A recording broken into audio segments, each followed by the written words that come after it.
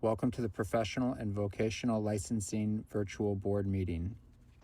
When the meeting begins momentarily, the chair will take a roll call, explain any specific rules for this particular board, and then move to public comment. The name of the board member will appear on the bottom left-hand corner of your screen. For instance, this is board member Y, and this is board member E. Public testimony will be accepted at the beginning of the meeting and before each agenda item. You can indicate that you are ready to testify by clicking on the Raise Hand button being circled by the mouse on your screen now. At the appropriate time, the board will recognize you to speak and ask you to unmute your mic as shown here. Again, public testimony will be accepted at the beginning of the meeting and before each agenda item. Public attendees will not be able to unmute their microphone until recognized by the board. Public attendees who are recognized to testify will be asked to identify themselves by name and their affiliated organization if applicable. Please mute your microphone when you are finished speaking as a courtesy to others and members of the board. Public attendees will not be able to unmute themselves after the testimony is completed unless recognized again after raising their hand. At some point during the meeting, the board may choose to move into executive session. When the board moves into executive session, the board members' microphones and video feeds will be turned off, and a similar screen as you see now will be displayed. When the board returns from executive session, their microphones will be turned on as well as their video cameras. Welcome again to the Professional and Vocational Licensing Virtual Board Meeting. At this time, the chair will call the meeting to order and take a roll call, as well as explain any additional rules that may be specific to this board.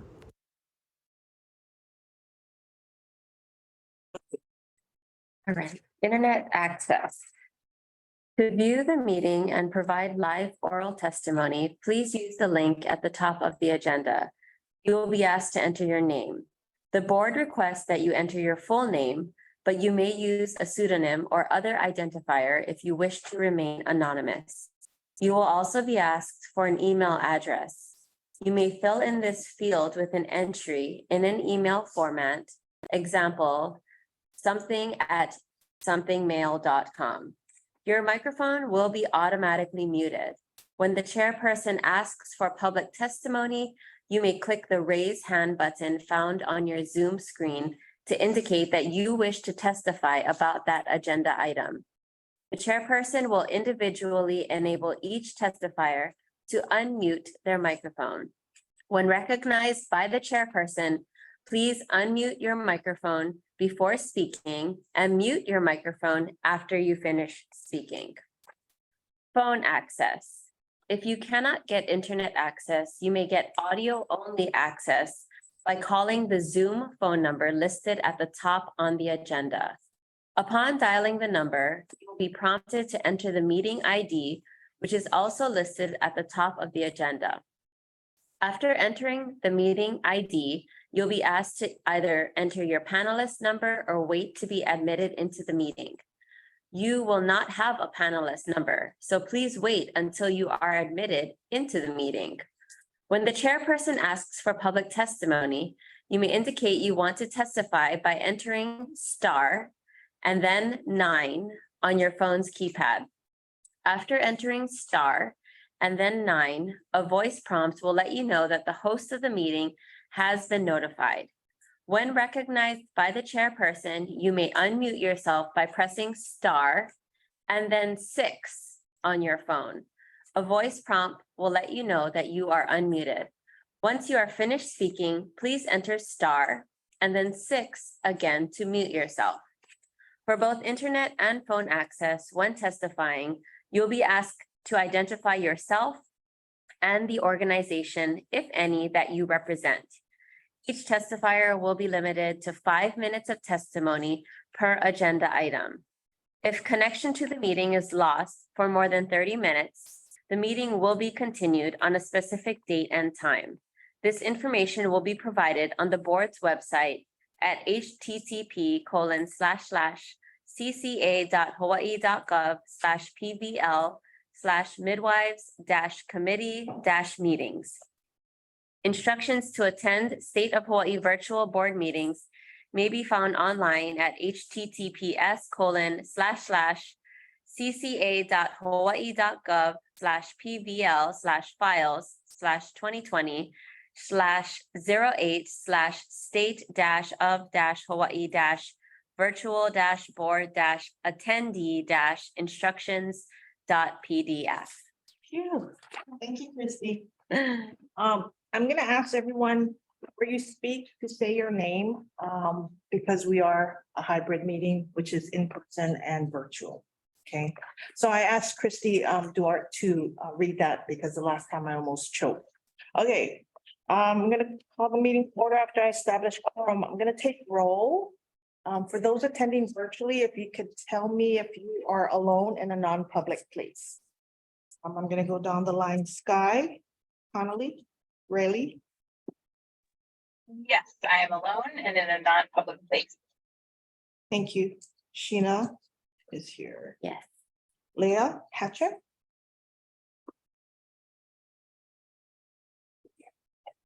I think you're muted. Hi, I'm Leah Hatcher and I am in an office space enclosed with a closed door. So non-public and in this office. Mhm. Rachel? Yes. Here. Pua? Aloha, I'm in with my 2-year-old in a non-public place. 2-year-old, I don't know about that. Just kidding. Leah Minton? Leah, Here and I am alone in a non-public place. Leah Minton? That was Leah? That was Leah. Is she calling in? She's up on the left. She's got blonde hair right now. Oh my gosh, I didn't recognize you, sweetie. Okay, so everyone's here, so we have quorum. We'll call the advisory committee to order at 9:25. Okay, so first up on your agenda is the approval of the November 9th, 2022 minutes. I know Leah Minton, you were not here, but if you can still vote on it if you want to. We do know 2 corrections to the minutes. One is Christie's name. Sorry about that. And the other one is the time that the meeting adjourned. Thank you, Leah Minton. So we're gonna amend those things. So if I can entertain a motion to approve the November 16, 2022 minutes as amended. Second, Need a motion.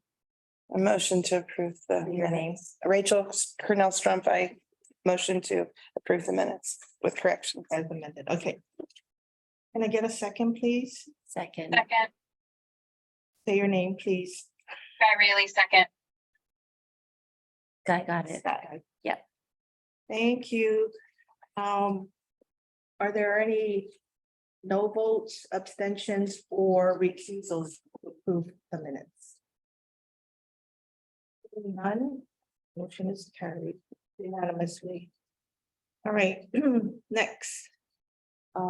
Review and discussion of proposed rules for licensed midwife scope of practice. In your distribution, you had a draft number 1. Based on Senate Bill 1033, 2019 legislative session. You also have draft 10, 16, 2017, that was provided by Sky as discussed at the November 16, 2022 meeting. Did I get that right? You also have Oregon Health Authority Board of Direct Entry Midwife, or Oregon Revised Statutes 2021 unofficial version, and Chapter 332, Division 25 Practice Standards. Utah, the next distribution for this is Utah Code Chapter 77 Direct Entry Midwife Act. And then, who are you going to help me with this one? Te Watu Ora Health New Zealand Midwifery. And then the last thing is the Code of Virginia Regulation of Practice of Midwifery. These were recommended at your November meeting, so I will go through. Anybody want to talk about the Oregon or Utah or New Zealand or Virginia code. See which ones, what portion, what language you want to adopt to include into your draft.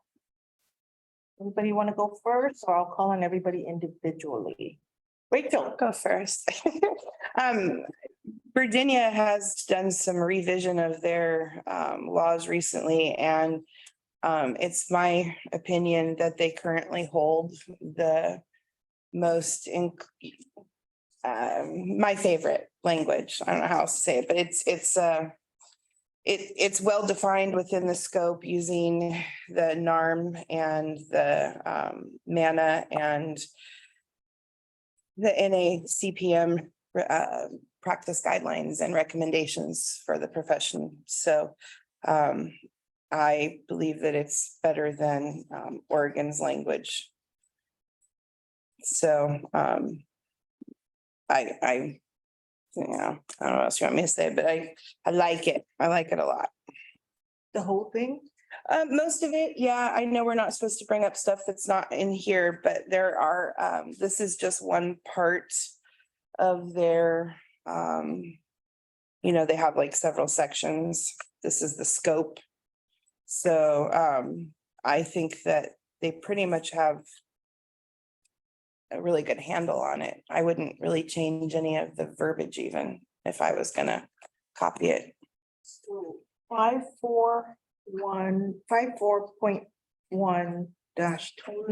541-2957.9 regulation of the practice of midwifery.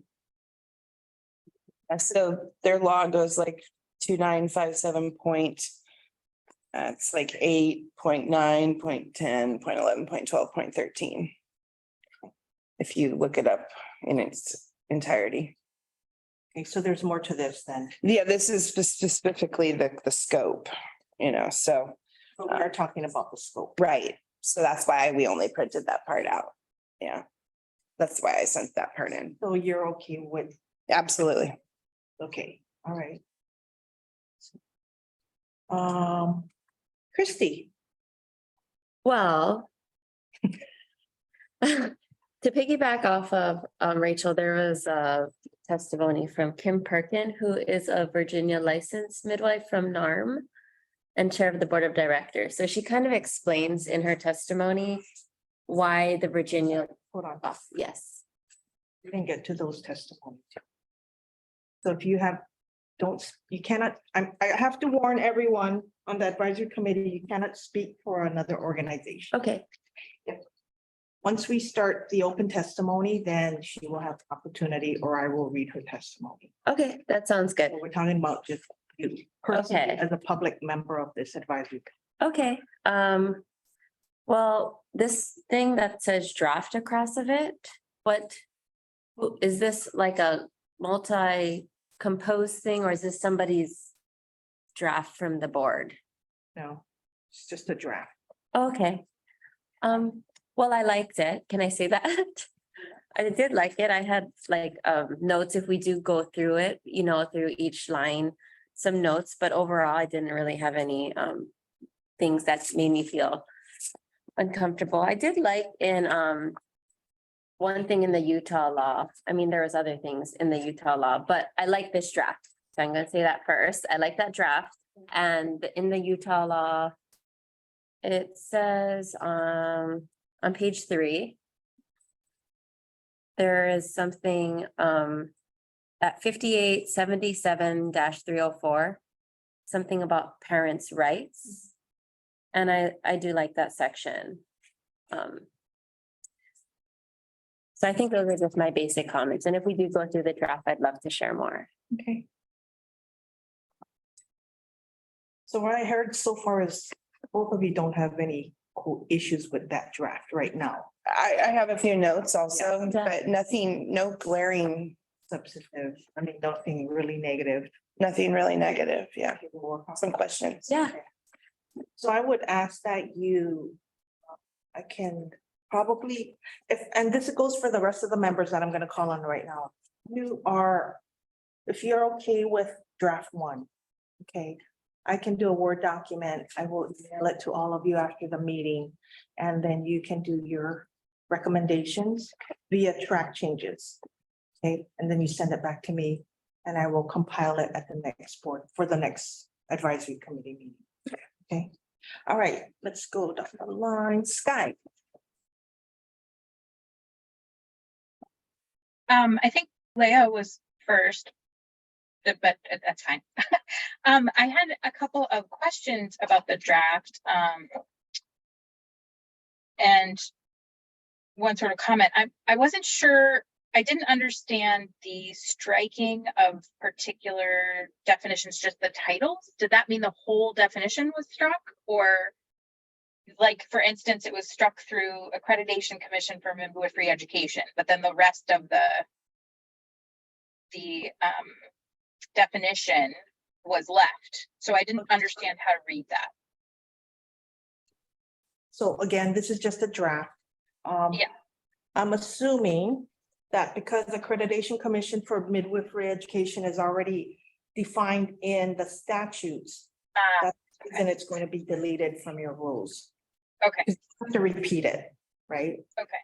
I mean, a lot of these are repeated, but I just wasn't sure. Okay. And then I guess my only questions were about certified midwives. It seems like reading through this, they are more being grouped in than with CPMs, even though their scope of practice by definition through ACNM is more like a CNM. And I just wondered if that was going to be addressed or talked about. That was my main question. That would be up to this committee. Yeah. So that was my main, like, oh, you know, I noticed that was that was there. Other things. That was my main thing. The rest of it, I just, there were small things. It wasn't, that was it. Okay. Thank you. Leah Hatcher? What's the exact question? Do you have any recommendations of what was distributed to you regarding the draft number 1, the Oregon rules, Utah, New Zealand, and Virginia, or anything else you want to address or bring up? I just thought the meeting was canceled with the email that went out, so I have to admit, I did not look this over yesterday or Saturday. That was very confusing to get an email that says this event has been canceled. So that's my comment, and I'm still just trying to figure all this packet out. Thank you for identifying what all these things are. So when you refer to draft, it's the one that has the draft written all over it, I'm guessing, because it doesn't say that at the top that it's a draft, but so no, I also had the question you answered about what Sky asked about why they're crossed out. So I don't have anything else to say. I'm just trying to follow along. Okay, so prior to this meeting, did you have any recommendations or preferences as to which other state laws or even other countries that you would like to see incorporated into Hawaii's laws? Yeah, I think there's a lot of states that have good laws that we can amalgamate to make a good Hawaii law. And I think I don't have any in particular that are right here in front of me that I think are better than others. Okay. All right, thank you. Cool. I don't have any comments right at this moment. Did you see the distribution from New Zealand? Did I get that right or not? Oh, Yes. Quite a hard time finding all these things.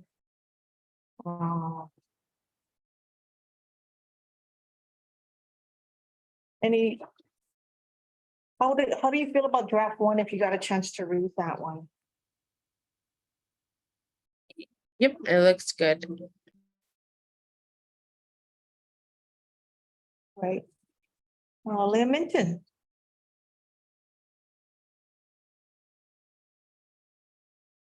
So I also had that question about the line through, so thank you for answering that question.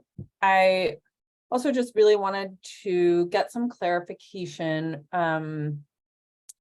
around for certified midwives within draft one that's based off of the SB 1033 document.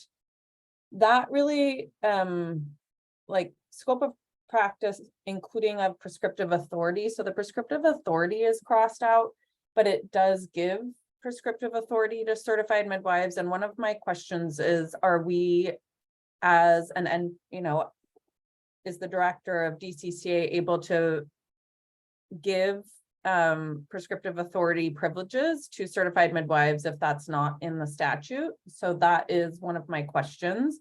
And I Yes. see that. The answer is no. Okay, so one of my recommendations is that definitely needs to be considered by this committee for future legislative recommendations. So that would essentially take out this entire section 16 that's there for certified midwives. And my concern is that at this time with administrative rules, we really will be relegating certified midwives to essentially the same as certified professional midwives, which they are not. And they do have the same training and scope of practice as defined by the American College of Nurse Midwives as certified nurse midwives. Because truthfully, just to really hopefully bring some clarification to this, the American College of Nurse Midwives provides the scope of practice for both certified nurse midwives and certified midwives. And the American Midwifery Certification Board certifies us the same as midwives. They actually don't certify us as nurse midwives. We just are called that because we have a license as a registered nurse, but we're not certified as a nurse. So I do want to be very clear that they take the same exam, they have the same master's education or doctoral education as what is granted as a nurse midwife license as an APRN. And so that's why in the original SB 1033 that there was prescriptive authority given and different scope of practice for a certified midwife than a certified professional midwife. And so when we as a committee are discussing administrative rules, to be very cognizant of how we are laying that out and what we have authority to do based on the statute and what recommendations we may give moving forward for improvements to the law in order to ensure that both professionals are able to practice within their scope of practice. At this time, they are limited, so certified midwives really aren't able to practice in Hawaii in the way that they have been trained. Second, I did just want to say, I reviewed quickly the testimony and I do see that there are recommendations for the certified professional midwife scope of practice to be based off of the norm job analysis, which is definitely in draft one in the SB 1033. They do recommend also for professional standards and competencies from the NACPM, which is the National Association for CPMs. And I do have some concerns around that. Number one, if you actually go to the NACPM website, it specifically says that NACPM has not yet adopted a set of competencies specific to CPMs. And so we don't want to reference an organization that has no competencies set out for CPMs. Okay, I'm sorry, wait. Yeah. You mentioned, I gotta Go stop ahead. you. Okay, we didn't come to the testimonies yet. Okay, Okay, so this Well- is just your take on what is in on front the of you. draft. Okay, no problem. It's not the testimony yet. You will have a Okay. chance to discuss the testimony later.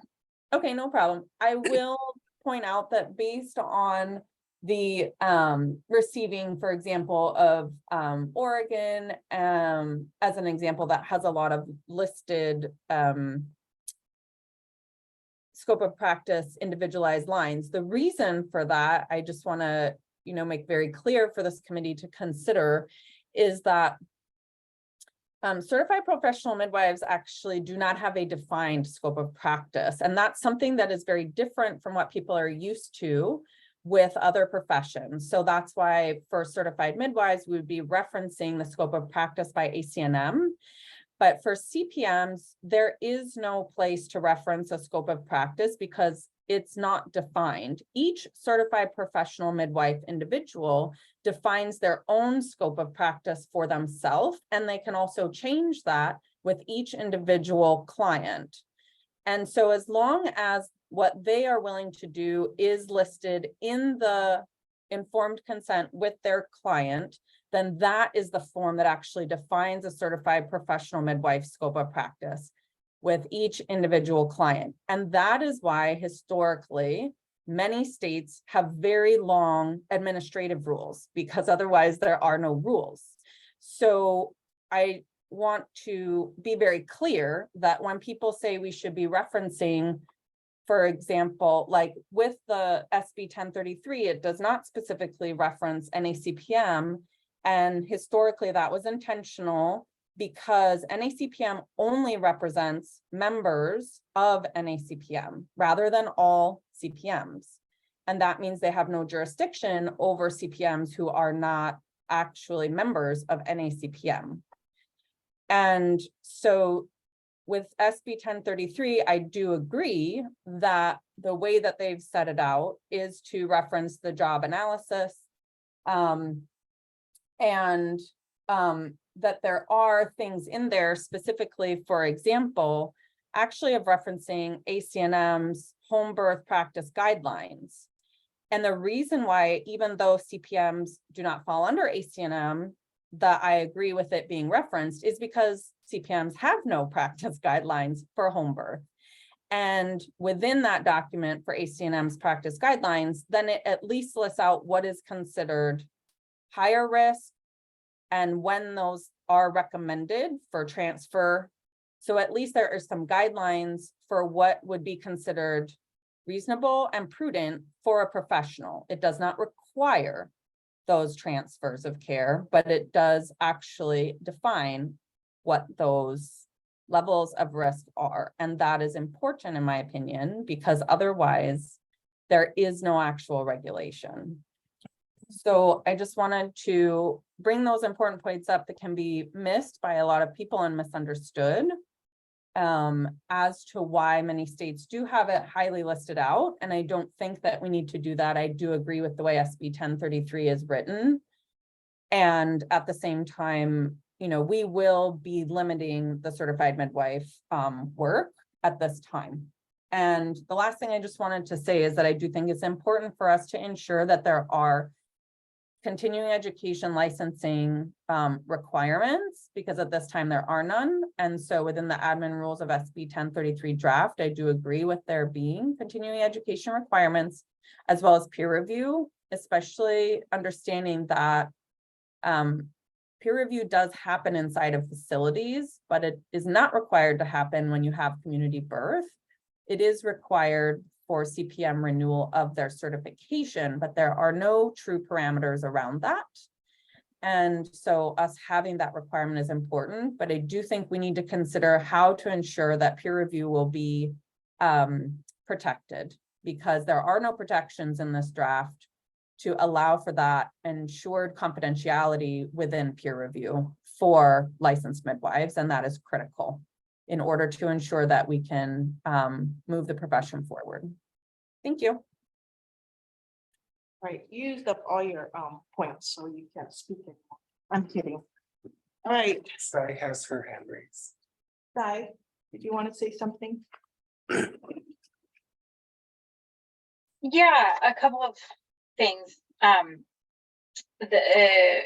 First of all, my understanding, and I can be corrected if I'm wrong, but just having followed, oh, hang on a second.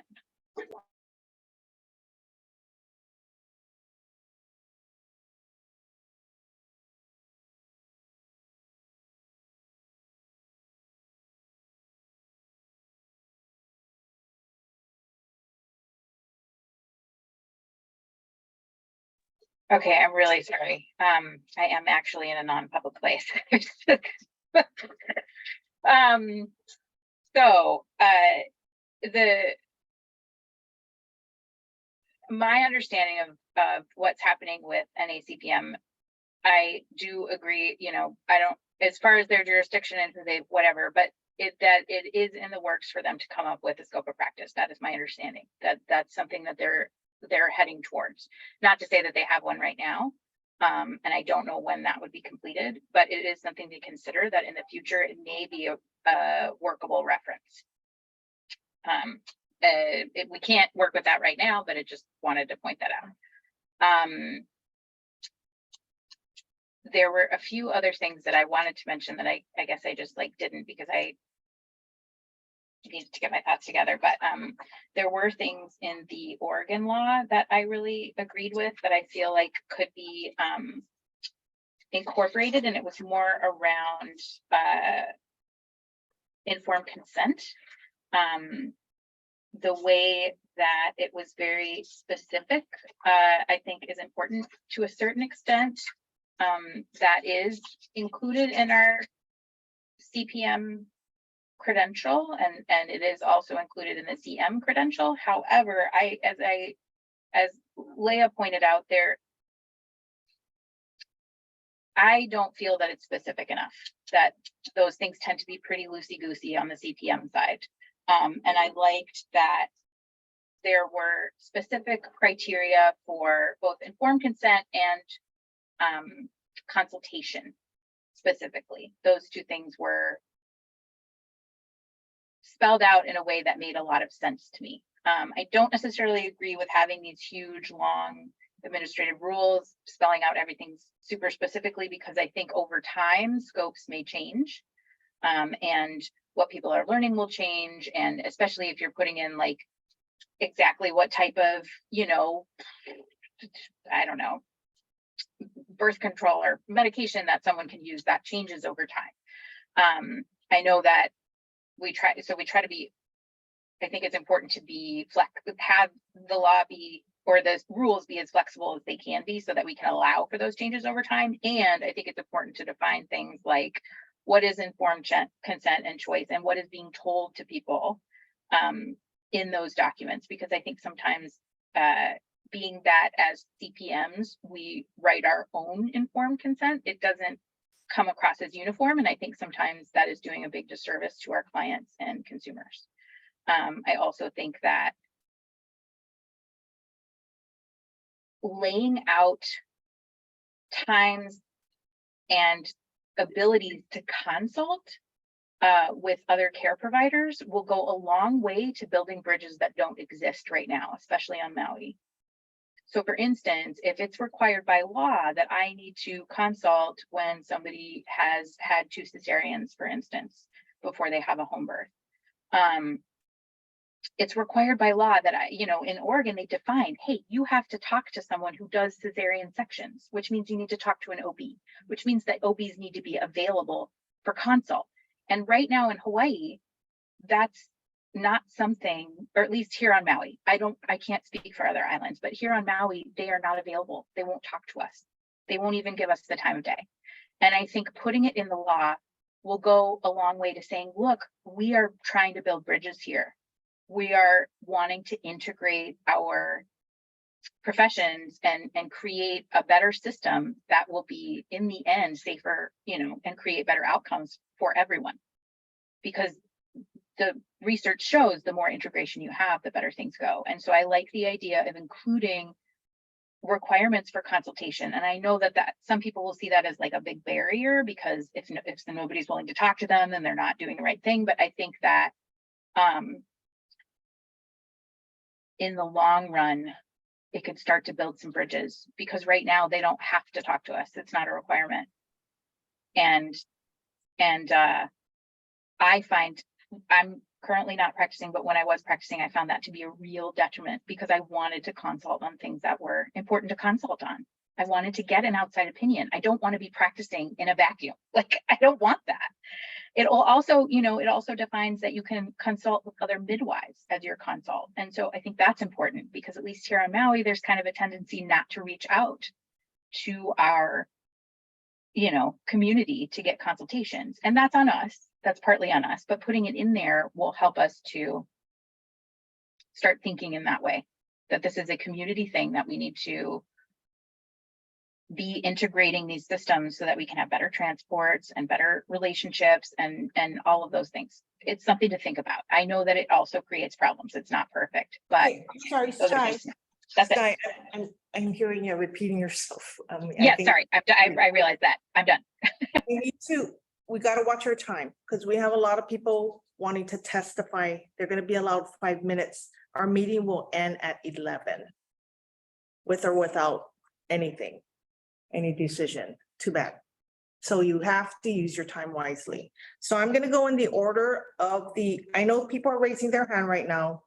If you submitted written testimony, I'm gonna call those people first, okay? So the first one that I received testimony, I went down this way. So the last person I received testimony was from Daniela Martinez Guzman. Are you here, Daniela? I see her there. And then wait till she raises her hand. No. We're gonna promote you if you want to read your testimony or summarize your testimony. Hey, Daniela, I will be promoting you to panelist now.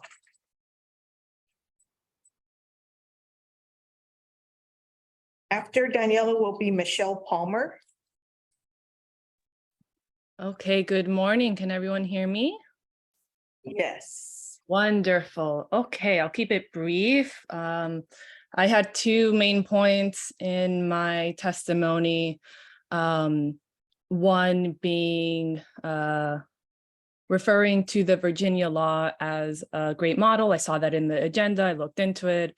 And the two main points in that model for regulations is that, yes, they do refer to NACPM and NARM for scope guidelines.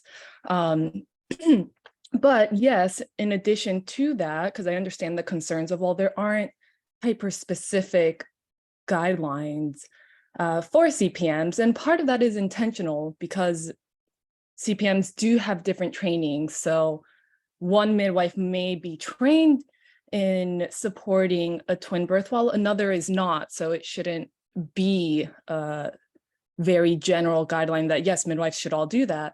No, it is a personalized thing. So it's intentional. NACPM and NARM allows for that individuality. But in order to address the concern of, well, we do want some specific guidelines, the Virginia law does offer a specific way of addressing, well, what are we going to do with these scenarios that tend to be a little higher or that are higher risk, the twins, the breaches, the past 42 weeks. Well, their solution is just to make sure that everyone is being informed of those risks and that I believe they require informed consents to be signed. I'm not sure about that, but that would be a great idea. And that's really all I need to highlight right now. Thank you for your time. Thank you. All right. Does anyone have any questions for Ms. Guzman from the advisory committee? I'm sorry, Martinez Guzman. Anybody? Okay, moving on. Michelle Palmer, representative for the American College of Nurse Midwives. Are you here? Michelle, I am promoting you to panelist.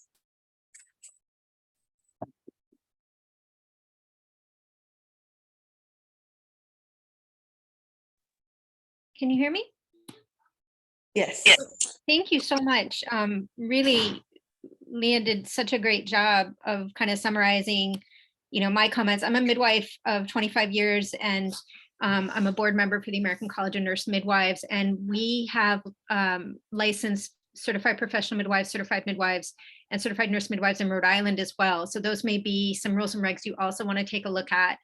And it's been working well. And it has done exactly what Sky was speaking to in bridging and doing what we know improves outcomes, which is creating pathways for seamless transition of care as needed.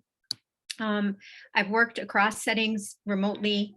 I'm currently working at Molokai General Hospital, and I'm thrilled to be in this community. But I just wanted to really reiterate what Leah said, that I urge you to reconsider how things are written so that CMs can function to the full scope of their practice. And I realize that there may not be room for putting in prescriptive privileges per se, but one of the ways that other states have worked around this in order for CMs to be able to function fully in the same way that CNMs are able to function in their state is to add in the wording furnish, that the certified midwife may furnish medications as delineated in their scope of practice. And I've submitted written testimony with attachments with Rhode Island statute and Rhode Island rules and regulations for your consideration. Thank you so much. Appreciate it. You. Yes, we did receive your draft. The Department of Health. Or Rhode Island. Okay. Thank you. So next is Miss Karen Kelly. Karen Kelly, are you there?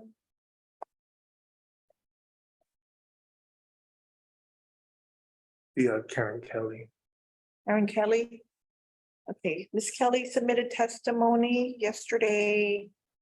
My name is Karen Kelly. I'm with the American Midwifery Certification Board, certified midwife for 12 years. Ready to address the issue of licensure and regulation of certified midwives in Hawaii. Certified midwives are in education, certification, and practice the same type of midwife as certified nurse midwives. Safety of practice is assured by the fact that CNMs and CMs graduate from a midwifery program with identical curricula and must pass the same board exam. So it's addressing their education. Midwifery as practiced by CNMs and CMs encompasses the independent provision of care during pregnancy, childbirth, and the postpartum period, sexual and reproductive health, gynecologic health, and family planning services. So she's describing the practice. Growing the midwifery workforce capacity by licensing CMs in a way makes it imperative that the law reflects the actual scope of the professional. She's also making a distinction between the CPM and the CM. In Virginia, where I live, the certified midwife scope is consistent with the standards of practice for midwifery set by the American College of Nurse Midwives governing the practice of midwifery. Notwithstanding any provision of law or regulation to the contrary, a licensed certified midwife may prescribe schedules 2 through 6 controlled substances in accordance with regulations. I live near the border on Maryland and Washington, DC, 2 additional states that have passed legislation in recent years for full scope independent practice of certified midwives that is identical to certified nurse midwives. She mentions strong economic incentive for both the individual and the public to recognize CM credentials and Okay. So next person is Asima. Oh my gosh. PFAFFL. How do you pronounce that, Rachel? I'm not even gonna venture a guess. Asima. I don't see her. Okay, so She's on the East Coast. Maybe Pathel, I'm not sure. I was, it sounds What did you say, Leah? baffle. Faffle? Sounds like waffle. Okay, so she's with the National Association of Certified Professional Midwives. And she writes to you regarding national purpose. The National Association of Certified Professional Midwives purpose is to be powerful collective voice for certified professional midwives, strengthen and support excellence in the profession and influence birth health policy to ensure that all childbearing people and babies have a healthy start. We work to ensure safe, high quality, respective care for all women and childbearing people. NACPM's briefing papers lay out the history, regulation, structure, vision for CPM. The reason I'm reading their testimony is because it has to go on record. Okay, so yes, you as advisory committee members received this, but the public did not. She's the executive director for NACPM. Okay, all right, so, right. We'll talk about that.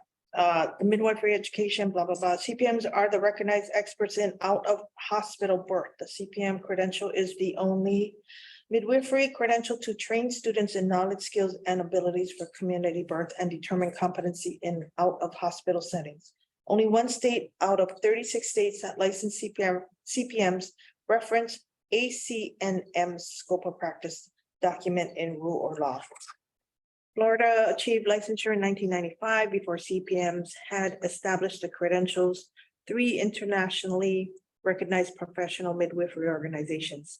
Hence, it is critical that our CPM professional associations, standards, and scope be utilized in rulemaking for CPMs.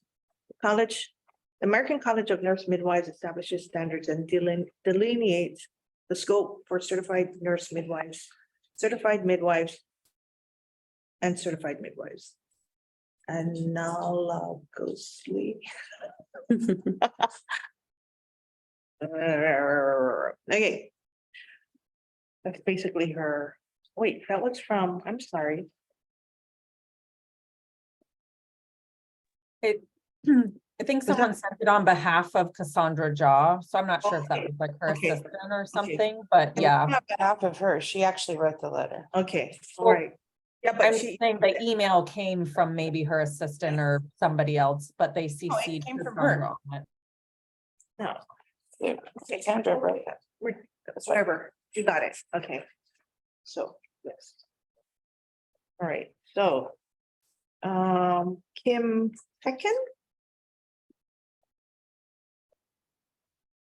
That's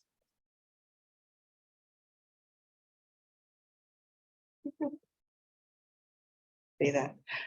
Christy, can I ask that you kind of read through her testimony? Thank you. Okay, this is from Kim Pekin at the North American Registry of Midwives.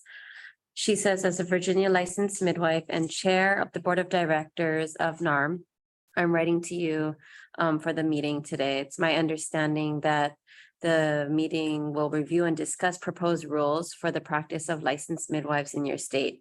I'm hopeful that sharing my perspective as a Virginia licensed midwife will be helpful to you as you consider how the midwives in Hawaii should be regulated. In Virginia, the law dictates the alignment of licensed midwives regulations to their scope of practice as determined by the NARM job analysis and the NACPM standards of practice. Licensed midwives are also required to provide evidence-based informed consent for clients planning VBACs, twins, breech, or a high-risk birth in the community setting. Midwives in Virginia are regulated by the Board of Medicine with the assistance of the Midwifery Advisory Board. Virginia's Midwifery Advisory Board is composed of 3 licensed midwives, a public member who has used out-of-hospital midwifery services, and 1 doctor or certified nurse midwife with experience in out-of-hospital settings. This composition has allowed for the regulation of licensed midwives by people who would have the greatest understanding of the profession. As the former chair of the Virginia Midwifery Advisory Board for 8 years, I can tell you that this regulatory framework has worked well to create a thriving and autonomous midwifery workforce that safely serves the residents of the state. Virginia legislators and Midwifery Advisory Board have wisely avoided imposing any regulations that would limit licensed midwives' ability to practice within their scope, knowing that adding restrictions would not increase public safety, but would instead largely result in families seeking care from unlicensed providers. The NARM, so NARM supports regulations that are aligned with the NARM job analysis and the NACPM standards of practice. The Virginia regulatory framework is a model that could be successfully adapted to meet the needs of the people here. I encourage you to consider the Virginia model when discussing how licensed midwives should be regulated in Hawaii. Right. The next person's testimony is Margaret Reagan. Margaret Reagan, I will be promoting you to panelist.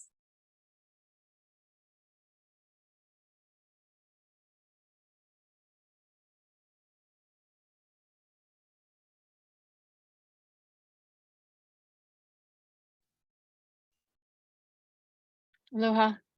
Can you hear me? Yes. Thank you for this opportunity to contribute to the discussion regarding the regulation of the CM credential, definitions, and scope of practice. Before I begin, I would like to humbly acknowledge that I currently live and work on Kanaka Maoli land on the island of Hawaii. I am grateful to have met, worked, and trained with a few of the CPMs currently licensed by this program. Thank you for your openness to discussing our mutual concerns. Executive Officer Ms. Tashima, I also appreciate the exchanges we have had. For those of you who I have not met, my name is Margaret Reagan. I am a certified midwife, so far the only one licensed here in Hawaii. I previously was licensed in practice in New York. I currently volunteer as secretary of the Hawaii affiliate of the American College of Nurse Midwives, also known as HA. Since 2017, I've also been a member of CMAC, the ACNM Committee of Midwife Advocates for the Certified Midwife, and have benefited greatly from their support in the analysis and draft of the HAR document that was presented to you all by email yesterday in my written testimony. I hope you've all had time to review it. I also want to express my gratitude to the nonprofit Healthy Mothers, Healthy Babies Coalition of Hawaii for offering me employment. This oral testimony is supplementary to the Hawaii Administrative Rules draft I shared. I'm happy to discuss any questions. There are rules and regulations for the CM credential that could stand as precedent for HAR and 7 other states where the practice of midwifery and scope reflects standards of ACNM in the draft we prepared. We have chosen to utilize existing HAR administrative rules which regulate CNMs under the Board of Nursing. It is interdepartmental and in its use reflects the equivalence of CMs and CNMs in this regard. In our draft, we have endeavored to address omissions of 457J to reflect the full extent of the CM education, clinical training, certification, and experience. According to the records shared by Ms. Tashima, the original draft of 1033 included scope of practice that had been taken out by a legislator to be later brought into HAR. This is the source of the scope of practice for the CM subchapter that we included in the draft that we presented to you. We also utilize regulations as noted in the licensing application currently with the midwives program as it relates to CMs and CPMs. In any section of the draft that we presented where CPMs are mentioned, it is a direct quote from one of these 3 documents. Though the CPM scope of practice has been left blank and because it is not within the ACNM's purview to comment. In response to Ms. Mitten's comment regarding the CM credential of it being limited in the statute, I would like to suggest broader thinking. In light of Ms. Riley's note regarding how practice changes, I'm in full support of that. So I would recommend utilizing any definitions and scope of practice that are broad as possible. I think that would benefit all of us. There are a few important corrective aspects worthy of notations that are in the draft that we provided. You will notice the use of the term furnish. A fellow CNM noted this, Michelle Palmer. This is based on a creative solution that CNM's coined in California. So this is important because I'm just rambling off this text, that I've to try to get my 5 minutes. In California for CNMs, the law had admitted prescriptive privileges. The term furnish was introduced and passed and utilized in the rules. And now in California, CNMs can practice full scope. Kaiser has also gone so far to find a way that CNMs can practice both in Hawaii and California. So with creative thinking, there are solutions. And I deeply urge the advisory board to look for those solutions instead of seeing limitations. The section on furnishing authority, maintenance of this authority, et cetera, is again directly drawn from the Hawaii administrative rules regarding CNMs and including the Exhibit A for exclusionary formulary. The second important aspect involved in it is the controlled substances, which is also copied from this same HAR applied to CNMs. As was stated in the original draft of 1033, prescriptive rights and the ability to prescribe controlled substances was a part of the CM credential. It was recognized.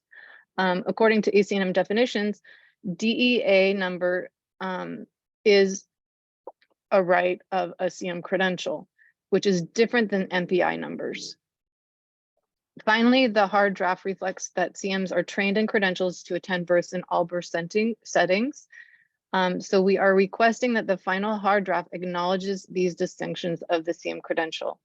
There are a few documents that have been provided to the advisory board. There's a comparison chart of the CM, CNM, and CPM that comes from ACNM. Also, their position statement on the definition and scope of practice for CNM and CM.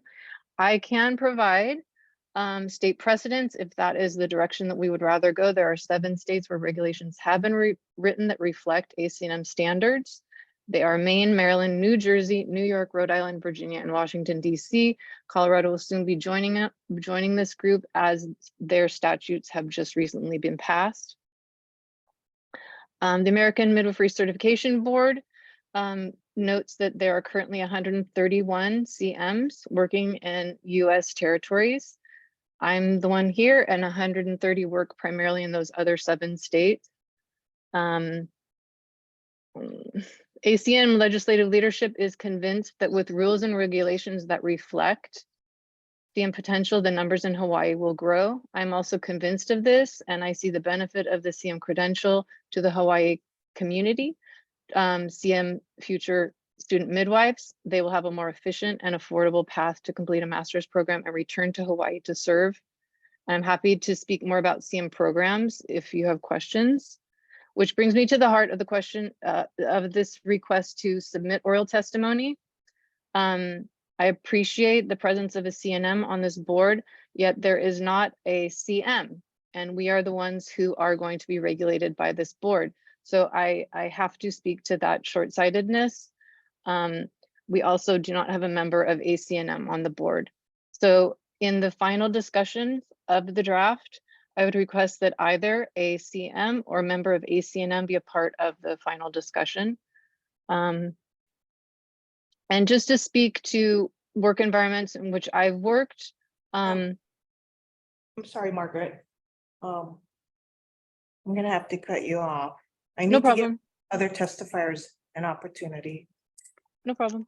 and for the board to have a further discussion or ask questions. All right, the next, we have your written testimony. The next person is Annette Manant. I don't see her in attendance. Manant. Yeah, you want me to read it?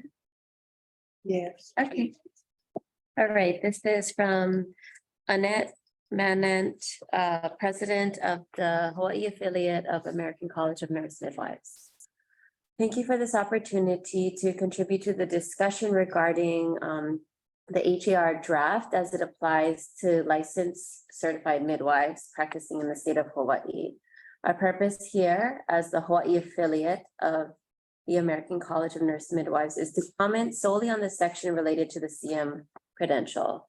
To comment on the CPM credential is not within our scope, though we do aim to differentiate between the two. The executive board of HAA has reviewed HRS 457J. We have also reviewed HAR related to CNMs in the state of Hawaii and support its use as a precedent in defining scope of practice for CMs as relates to the practice of midwifery. The board has also invited HAA members and working CNMs and CMs to provide testimony to the advisory committee members on this HAR draft discussion. Regarding the distinction and definition of the practice of midwifery as a CM, we wish to resubmit a statement from the previous HAA board in January 2019. It was stated in written testimony that midwives is a generic term. It applies to different types of midwives with different education, training, and scope. The definition, education, certification, scope of practice, location of practice, continuing education, prescriptive authority, and authority to use legend drugs are not the same for CMs and CPMs. Board members have provided documents to the executive officer for disbursement to the advisory board January of this year to clarify the distinction of these licensed midwife credentials and to define the practice of midwifery for CNMs and CMs. These documents are here attached for review. As the HAR for the midwives program will regulate both CMs and CPMs, we recommend review of these documents by the advisory board to inform any HAR draft. We support CM regulation that includes scope of practice compliant with ACNM's definitions as described in their document, definition of midwifery and scope of practice of CNMs and CMs. Examples of states that have passed legislation and regulation regarding the CM credential reflective of ACNM definitions include Colorado, DC, Maine, Maryland, New Jersey, New York, Rhode Island, and Virginia. In these states, CMs practice side by side with CNMs in the role of delivery of ACNM's definition of midwifery care. It's our aim that CMs can be brought into the same midwifery practice work environments as CNMs in the state of Hawaii. These state precedent documents can also be furnished to the board upon request. Right. So the document she's referring to, it looks like testimony dated January 2nd, 2019, regarding a bill for an act. And then the chart, which I think is very distinctive. I'm not sure if I forwarded that to you guys. If not, you have it now. And then the American College of Nurse Midwives definition of midwifery, scope of practice of certified nurse midwives and certified midwives. Right. The next person is Ida Darog from the North American Registry of Midwives. The executive director. Yeah, whatever. Okay, I'm just trying to get her name on there. I don't see her. She's not alive. Right. Okay, last one. Yeah. All right, this is from Ida Darog, the Executive Director of the North American Registry of Midwives. She writes, it has come to our attention that there will be a meeting on Monday, October 30th, as part of an ongoing discussion of issues related to the licensure of CPMs. This letter is supportive testimony for that discussion. NARM maintains the accreditation status of the certified professional midwife, consistent with the Institute for Credentialing Excellence and the National Commission for Certifying Agencies. This assures that the certification program follows the highest standards in identifying the knowledge and skills critical for midwives practicing in homes and birth centers and maintains the appropriate assessment instruments for determining readiness for practice.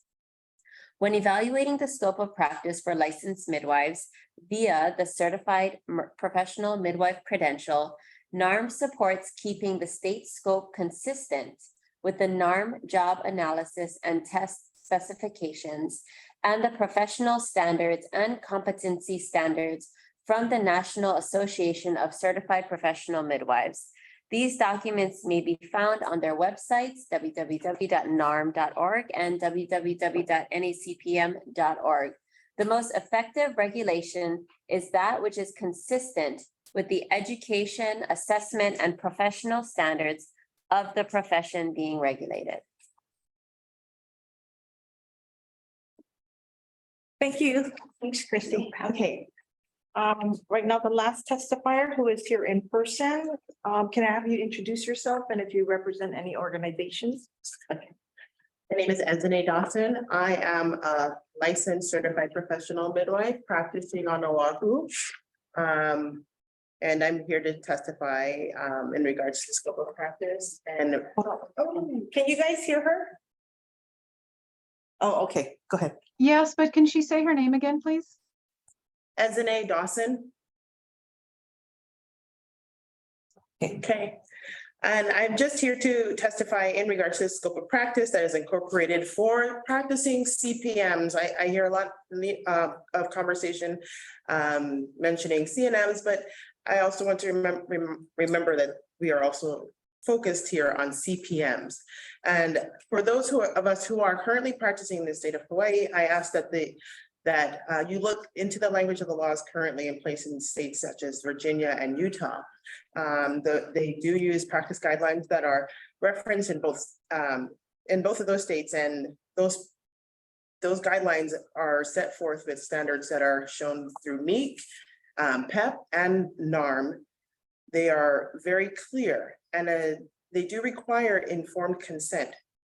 And as long as we are requiring informed consent, the midwife can safely practice to their comfort level, and clients seeking these midwives can feel confident with their practitioner with that express information. I am speaking as one who is currently practicing in this home birth setting in the state of Hawaii, also working alongside other practicing home birth practitioners, naturopathic licensed practitioners, and other licensed CPMs. Specifically, the state of Virginia does give mothers the most bodily autonomy and does not dictate that the licensed midwives may treat someone as long as they are provided with informed consent. And I also want to remember that our mothers are our number one people that we need to be looking out for, and that bodily autonomy is absolutely a prerequisite and requirement that needs to be honored. And one thing I wanted to note is that forced doctor consultation should not be required in certain high-risk situations. It is not a good idea because even though, yes, we do need to work on communication and integration and bridges, forcing it will primarily lead to negatively impacting mothers. Imagine having to go into a non-home birth friendly environment to get permission from a doctor to birth at home. It's infantilizing mothers by requiring them to get permission from a doctor authority. Are consults a good idea? Absolutely. But forcing them is not. The last thing we need is a forced collaboration with the medical communication. That is not going to build bridges. We do need to build bridges, but we want to do it appropriately. So thank you for your time. Thank you. All right. Leanne, we Yes. have one more person who has their hand raised. Whitney Harrelson. Make sure you email the midwifery. Thank you. All right, you want to promote her? Okay. Hi, Whitney. I will promote you to panelist. What's her name? So She's midwife, yeah. licensed midwife. Did she submit testimony though? Maybe she did and I missed it. Oh, MG. It's the most paperwork for any area. Aloha. Can everyone hear me? Yes, thank you. Good morning. I'm a licensed midwife here in Maui, currently practicing in a home birth setting. And I just want to say a few things. The first thing I want to say is that I disagree with what Sky was saying about a requirement for an OB consult. Where I currently work, I have wonderful collaborative relationships with every midwife on the island, but I do not have access to OBGYNs. And so that requirement would prohibit me from practicing. I do have a telemedicine consulting relationship that I pay for. So it's so restrictive on Maui that I feel like it would be detrimental to our moms, to our patients. I also think it's unnecessarily burdensome, and adding that restriction I don't think would improve outcomes. I agree with everything Margaret said about the CM credential. I believe their scope is being restricted currently, and that they should have a full scope of practice within ACNM definitions. I've always wondered why they're even under our bill in the first place, because it's a completely different training and scope of practice. And I think that we should strive for every provider in Hawaii right now to be working under the largest scope of practice possible, because we are in a healthcare desert. So that includes LMs and that includes CMs, whatever we can do to get the biggest scope of practice under our training. I've trained in both Utah and Oregon, and so I've worked under their laws and regulations, and I believe that Virginia is my favorite of all the proposals today. I believe it gives us the biggest scope with the least regulations. Thank you. Thank you. All right, is there anyone else wishing to address the board on this issue, on this agenda item? Raise your hand. One has, Kiana. I will promote you to panelist, Kiana. I'm gonna have to also ask that, Whitney, if you can submit your testimony in writing by emailing the board, if you're listening, so we can have a record of it. For Kiana, can you please state your last name as well? And if you're affiliated with any organizations, and submit your testimony in writing. Yes, I will. Tomorrow. Thank you. Okay, Thank go ahead. you. My name is Charlene Kiana Rowley, and I'm the interim executive director of the Pacific Birth Collective. And I'm here to just witness the discussion and in support of a broad, full scope of practice, as discussed by Whitney Harrelson. Also, just really wanting to bring to the table in the considerations of the discussion, the impact on our rural communities across Maui County that have extremely restricted access to care. So including a broad scope of practice. And then also, I'm not sure how it's possible to implement the CM, or if this is the appropriate board to consider that, but having representation of the CM credential and allowing a stepping stone for currently licensed midwives to advance their scope of practice through additional training seems like a really positive step forward in terms of integrating midwifery care into the current medical system and being able to expand access in our rural communities that are extremely limited in Maui County. Thank you. Thank you. Is anyone else attending wishing to address the board? No one else has their hand raised. Okay. All right. So advisory members, I meant committee. I'm sorry if I said board. Any further discussion of what you heard, what you want to see, your next meeting? Let's talk about your next meeting. What you want to see at your next meeting? You heard a lot of testimony today on. Okay, so I guess my question to you is, do I work off of draft number 1 based on the conversations we heard today, the testimonies? I'll clean it up, take out anything that's not supposed to be there, like definitions that are duplicative, already in your statutes. I can clean that part up. Do I put the Virginia law in there? What is it that you guys want to see? Leo Minton has her hand raised. Yes, Leah. I just was gonna share that my understanding in reading the draft from SB 1033 is that it essentially incorporates what is in the Virginia law. So there doesn't seem to be a lot that is different. The draft that you guys received, draft number 1, you think? Draft number 1 for SB 1033. I just want to be clear, is not listing out all of these specifics in the way that, for example, Oregon does. And that's because it does reference the NARM job analysis and also, sorry, I had the page there, but it's essentially referencing their education and training, which is what the recommendation is from what I'm hearing from everybody, because that does allow for permissive practice, which is the goal. And right, so it's the job analysis and comprehensive skills, knowledge, and abilities essential for the competent midwifery practice defined by NARM or successor organization.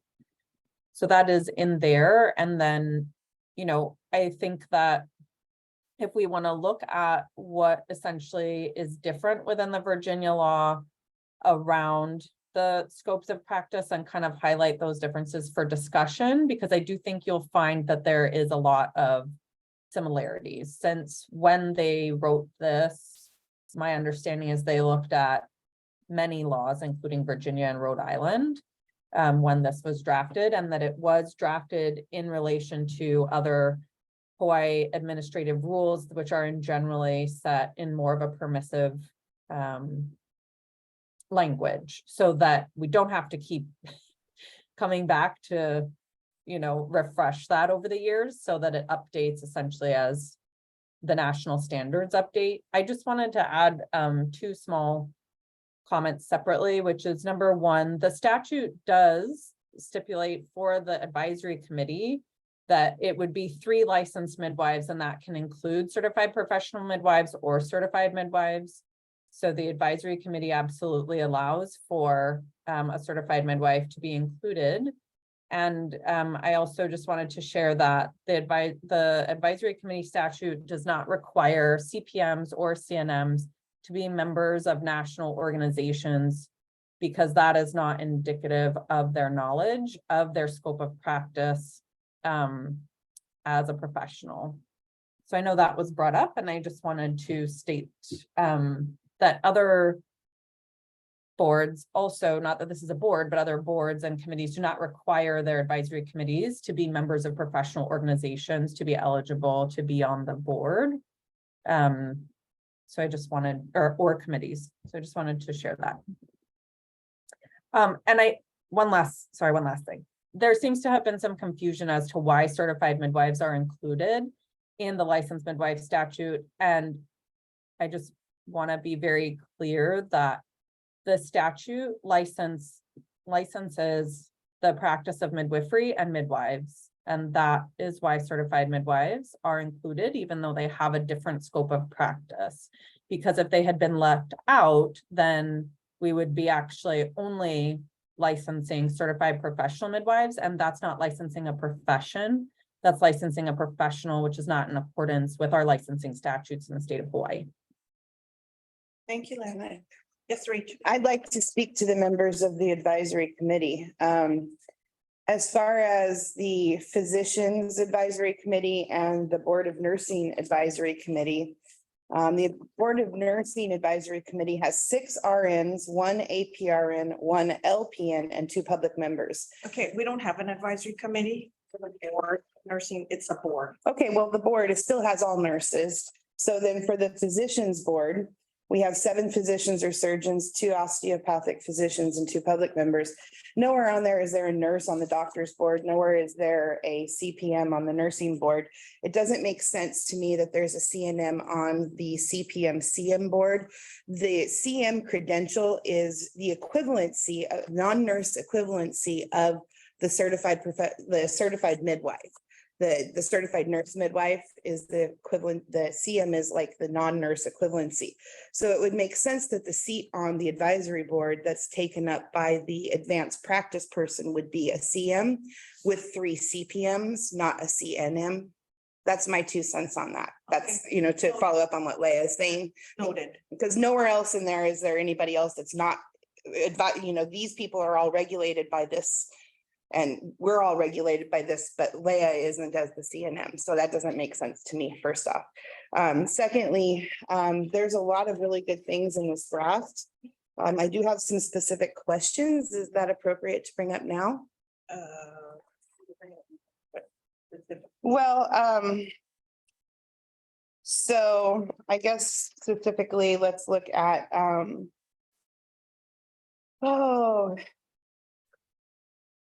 what's the most important thing to talk about? Well, under section 3, care provided by licensed midwives requirements. It refers to licensed midwives shall continually assess the appropriateness of planned location of birth and shall refer to the American College of Nurse Midwives Clinical Bulletin Midwifery Provisions of Home Birth Services, November 2015 or succeeding document for guidance taking into account the health and condition of the mother and baby. Again, that's great for the CM, but I don't believe that that should be applicable for the CPM. Okay, we're getting to the specifics, and I think everybody was expressed this in general. What I think I'm gonna do is take this draft number 1. Yeah. Compare it to Virginia. Okay, and come up with a comparison sheet. And then you guys can look at that more specifically. Okay. Okay, and then you can add on your comments. You if you want to see it in there, you want to see something else in there, you want to take out something. And so there'll be a third column for you guys to make comments Okay, and recommendations. How's that? perfect. I won't go over all of them. Because I think it was a lot to take in, especially with the additional testimony. Your comments are noted. It was just the legislature. I understand. Okay, And Margaret's new to the state, so if we actually had one, we're I kind of understand. start golden. But people, unfortunately, we didn't do like a newspaper advertisement requesting people to apply to this advisory committee. And so we got tons of applications, and we selected from there. So I'm just saying, I'm sorry, Margaret, if you're the only CM license in the state, and you didn't get the word, then yeah. Okay. But, I'm gonna talk to the director about terms. How long is your term? So we might have to stagger you guys so that you're all like not mass exiting the advisory committee after you've been going through this for a while and then get totally new people. So we're gonna probably stagger that. In the future, also talk about your next committee meeting. So I'll prepare that document. I just need to know when. Can you guys meet maybe at the end of November, beginning of January? Do I just schedule something? Is Monday mornings good for you? I knew we were gonna have a lot of testimony at this meeting. That's why I had to schedule it for 2 hours. Your first one was 1 hour. I'm gonna schedule your third meeting for 1 hour and see how that goes, because you will have something to work off of specifically. Okay, The end of November is Thanksgiving, but maybe like the first week or two of December. you guys okay with that? By the holidays, around the holidays? Well, not quite. Rachel, it's okay. All right. Leah I- has her hand raised. Yes, Leah. Minton. I just wanted to share briefly some education around that. The concern around the CNM on the board, on the committee. And my understanding is that was created because there were no certified midwives practicing in the state of Hawaii, nor there were any guarantees that we would have one when the legislators were drafting this. And as a certified nurse midwife, I have the exact same training and scope of practice as a certified midwife. So there's a confusion that the nursing is what guides a certified nurse midwife. That's not where the training as a midwife comes in. So it is true that I am not currently licensed as a midwife, though I could be. I am eligible to apply as a licensed midwife and be regulated under this statute as a certified midwife, because I am eligible for that since I have the same training. So it's to ensure that somebody in the committee does have understanding of the certified midwife credentials, scope of practice, and guidelines. Okay, thank you. All right. Public attendee who has their hand raised. Who? Ki'i Nani Okalani. Oh, that's cute. Okay. Okay, I will promote you to panelists.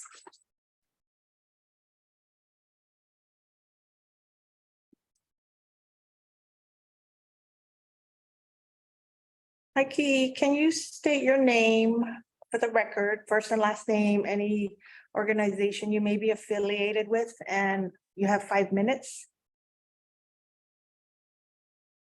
Hello? Oops, sorry, I was muted. Aloha mai kako, ki'ina ni o kalani kaho ohano hano. I just wanted to reiterate that while we still have representation from folks who are not practicing, I feel that that is a real problem. As you know, for instance, just in speaking to someone briefly like Whitney Harrelson, who is actually practicing, we see that the fact that she's actively practicing helps her deeply understand what, as a practicing midwife in Maui, means. What are the things that we have to deal with currently, not hypothetically and not by some rule book, but by actual life circumstance. So I just wanted to add my mana'o on that. There's many things, and I won't waste your time because I wasn't put on this board. One of the things that I think is problematic as well is that we don't have a space for traditional seat, traditional perspective.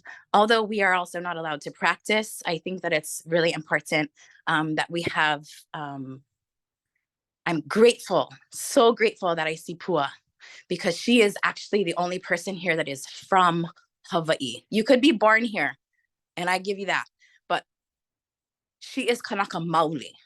And with that comes perspective and history and depth that nobody else I see on this commission has. And God bless you all. We all have a place here, but we also need to honor where we are. So thank you for hearing me. I appreciate it.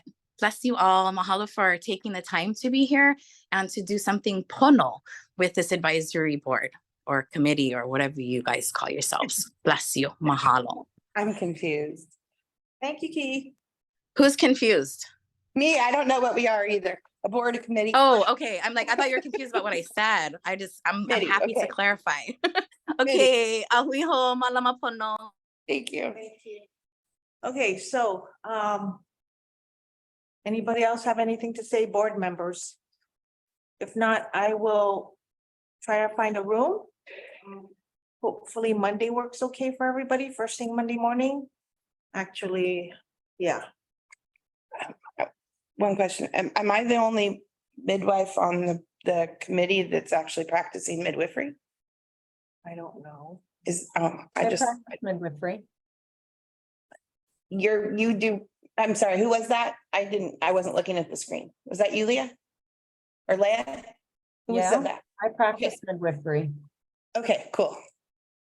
You said you weren't practicing, so I just took what you said. I didn't. I'm ever not say that practicing. wasn't I said I'm not practicing. practicing. Okay, Sky's not, thank you. All right, so you'll be hearing from me hopefully this week. I will check, I'll give you several dates and times if you can respond so we can meet again. I think the draft that I will send to you, the comparison sheet, should be less confusing, I think.